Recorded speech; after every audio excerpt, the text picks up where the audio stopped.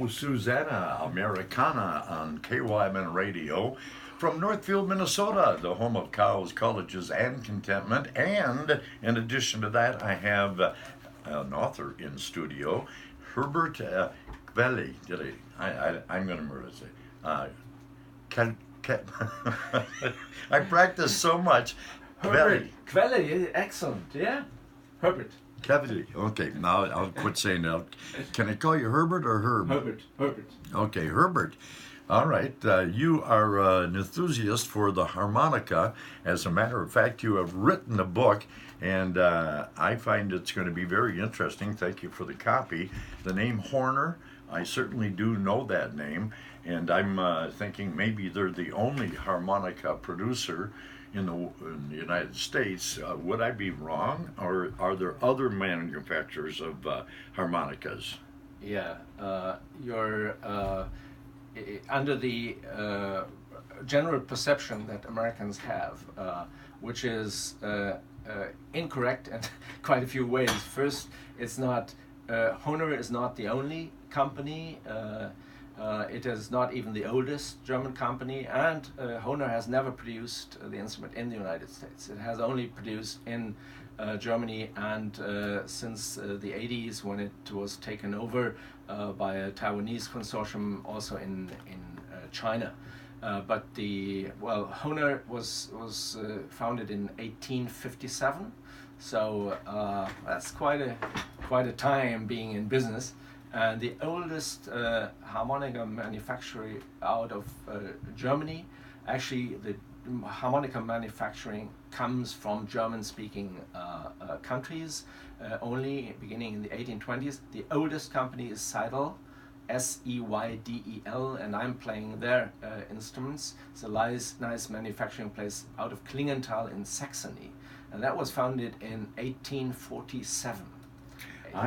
I have a question now, and that is, how did you personally get involved with playing the harmonica, and to connect that to the blues from the South, the American blues culture? Were you a young boy and started with the harmonica? I'm born in 1957, 53. Sorry. It's nervousness. 1953, and in the 60s, when I was a teen, that was the beginning not only of the Beatles and the Rolling Stones, but it was also Europeans discovering blues. And the visit of the Rolling Stones to the United States, the first visit, which happened in 1964 to Chicago, was for the Rolling Stones searching the roots of parts of their own music. They went to Chess Studios on South Michigan Avenue, and they wanted to meet with Muddy Waters, and they met Little Walter, one of the greatest harmonica players, I would say, ever, and living in Chicago at the time. And so I was listening in the 60s. I got my first harmonica when I was about 10 or 11 years. Christmas, which was also the big time for Americans receiving presents under the Christmas tree and getting harmonicas. Many people I have spoken to got their first harmonica for Christmas, and mostly it was indeed a Hohner. It was a German instrument at any rate. So I discovered a blues by being played by white musicians like John Mayall, the Brit, by West Coast groups, Canned Heat, and tried to copy some of their riffs. And only a few years later discovered that these white guys were picking up from the African American roots and the originals. And I played in bands as a high school student, and then I put the harmonica slightly to the side, concentrated on other instruments. It always accompanied me. I had different styles I was playing on it. when I was being appointed as Consul General to the Midwest, this all came, I think this was a coincidence, all came together. I visited the National Instrument Museum in Berlin, which just a few years before that had a great harmonica exhibition.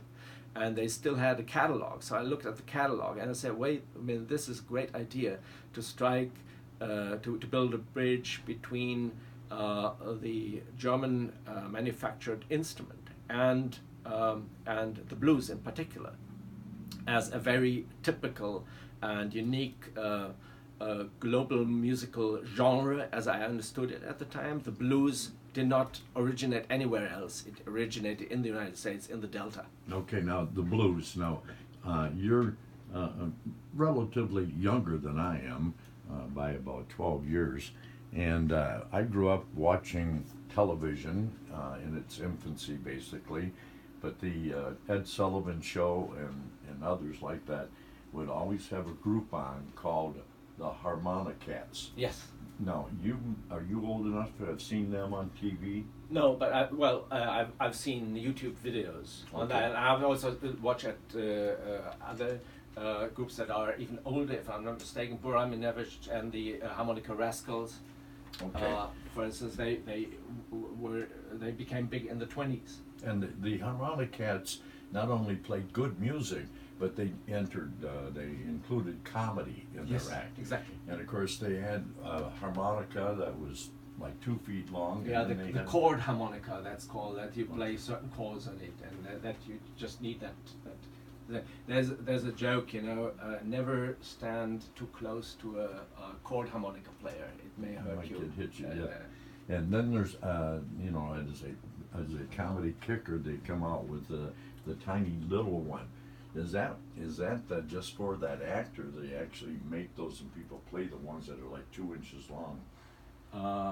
That was one. The name of the astronaut escapes me, but on one of the missions, he took it up to into space, smuggled it out, and he played this mini Honer, and play Jingle Bells on it. Oh. So it's more of a joke. You get nice sound, a nice sound of it, but for the harmonica to come out as a serious instrument, which is fairly new, I would date that to the 60s with, or maybe the late 40s, 50s with these African American guys like Little Walter, and then later Junior Wells and Howlin' Wolf and Sonny Boy Williams and all these, and Eddie Boy Arnold playing the harmonica. These guys, they knew really what to do with it, and they did it in a totally different way than what the harmonica was actually conceived for. It was. Well, I have. When you mention all those names, most of us are not familiar with that. I mean, harmonicas generally are in the background and add good quality to a piece or a song. However, I've often wondered, when I first saw this guy, I often wondered, number one, it looks uncomfortable with a guitar and a harmonica. The neck holder, you mean? Yeah. Is Bob Dylan a good harmonica player? Now, you know them all. What do you think? He's not considered a good harmonica player. I didn't think so. He's also not considered a particularly good singer. I agree. But I think there's no doubt, and that he is an extremely good lyricist, and he's a worthy winner of the Nobel Prize of Literature, if I may say so. And as a person who and an artist who incorporates all these qualities, you need not be a quality harmonica player or a quality guitar player or a quality singer, but combined you can be unique, and I think Bob Dylan is a great and unique artist. All right. Our guest this morning on KYMN Radio is Herbert Quelle, and he's from Germany. What state or city, as we call them, in part of Germany are you? I'm now living in Berlin whenever Berlin. I'm in Germany. Yeah. We have a gentleman by the name of Yogi Rutman here who hooked us up with Herbert. And Yogi, you've been listening intently to what we have been saying, and it looks like you might add to this. Well, I have a question. We know that President Lincoln did not play the harmonica. It was made up by the biographer Carl Sandburg. But do we know which harmonica Bob Dylan likes to play? Is it a German? It is a Hohner. The Hohner actually issued on him being awarded with the Nobel Prize, issued a special line, so you can now get the Bob Dylan signed Hohner harps produced in Trossingen, where the headquarters of Hohner as a accordion and harmonica builder remains. And Bob Dylan and I share a birthday. Well, actually, I think his is one day before or one day after mine. Same year, born the same year. And I think that sometimes that when, some person like that has the same birthday, you think, God, look what they accomplished compared to me.